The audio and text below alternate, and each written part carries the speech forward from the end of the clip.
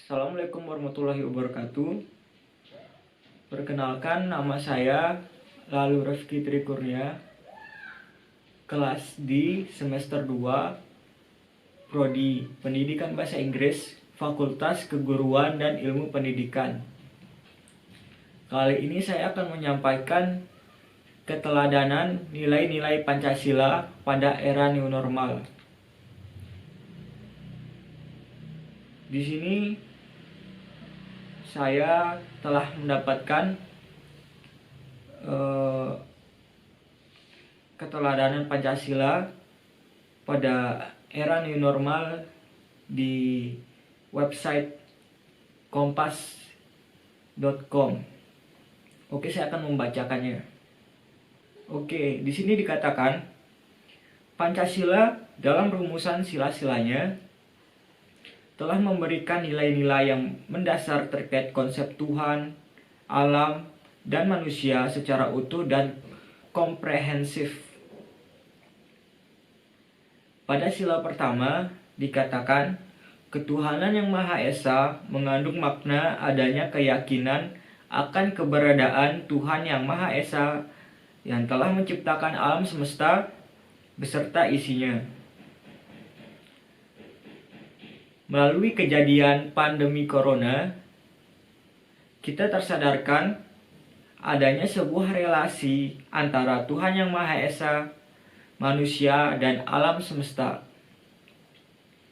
Apa yang terjadi jika kini tidak lepas dari kehendak Tuhan yang Maha Esa dan juga tidak terlepas dari kesalahan relasi manusia dengan alam yang tidak harmonis dan seimbang. Kita sebagai bangsa yang beragama tentunya dalam menyikapi pandemi corona ini perlu dilandasi dengan kecerdasan spiritual dan kecerdasan ekologis. Pada sila kedua dikatakan kemanusiaan yang adil dan beradab memberikan makna bahwa setiap manusia adalah makhluk yang beradab yang perlu diakui dan diperlakukan sesuai harkat dan martabatnya selaku makhluk ciptaan Tuhan yang Maha Esa. Manusia memiliki derajat, hak, dan kewajiban yang sama. Setiap manusia dilengkapi dengan setiap manusia dilengkapi dengan olah pikir, rasa, karsa, dan cipta. Melalui hal itu setiap manusia dilengkapi dengan olah pikir, rasa, karsa, dan cipta. Melalui hal itu, manusia membangun budaya, nilai, dan norma-norma yang dijadikan landasan untuk bersikap dan bertingkah laku di masyarakat. Dalam situasi pandemi corona ini, tentu aspek kemanusiaan pada sisi kesehatan, ekonomi, sosial, agama, hukum, budaya, dan lain sebagainya sangatlah perlu menjadi perhatian dan menjadi dasar bagi penyelenggaraan negara dan relasi sesama manusia yang berujung pada rasa keadilan bagi masyarakat Indonesia secara keseluruhan. Semua masyarakat mendapatkan hak perlindungan dan bantuan yang adil dari pemerintah.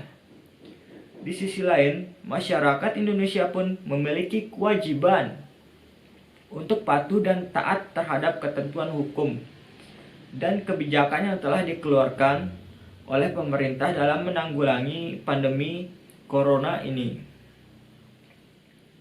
Sila ketiga menyatakan persatuan Indonesia. Sila ini memberikan karakteristik yang holistik atas paham kebangsaan Indonesia dan di dalamnya terkandung makna nasionalisme. Nasionalisme merupakan perasaan atau sebagai sebuah bangsa satu sebagai warga negara Indonesia tumbuhnya rasa saling mencintai sesama, cinta tanah air dan bangsa. Di sisi lain, rasa kekeluargaan, kebersamaan, dan gotong royong juga mendasari sifat persatuan di Indonesia. Dalam konteks situasi pandemi corona, tentunya kita butuh rasa nasionalisme, kekeluargaan, kebersamaan, dan gotong royong ini. Kita bahu-membahu dalam menghadapi dan mengatasi pandemi ini dengan memberikan bantuan material maupun non-materi, serta doa pada saudara-saudara kita. Melepas ego kita adalah untuk berempati dan menghormati pengorbanan para tenaga medis, relawan, dan lain-lainnya. Bersatu untuk melawan corona dengan selalu patuh dan taat terhadap ketentuan hukum yang berlaku terkait upaya penanganan pandemi corona. Sila keempat. Sila keempat menyatakan kerakyatan yang dipimpin oleh hikmat kebijaksanaan dalam permusyawaratan perwakilan. Sila ini memberikan makna adanya sifat bijaksana, tanggung jawab yang terhadap Tuhan, tanggung jawab terhadap Tuhan yang Maha Esa maupun terhadap sesama manusia, dan cinta akan kebenaran dalam kerangka negara berkedaulatan rakyat. Demokrasi juga menjadi makna yang kental untuk sila keempat ini.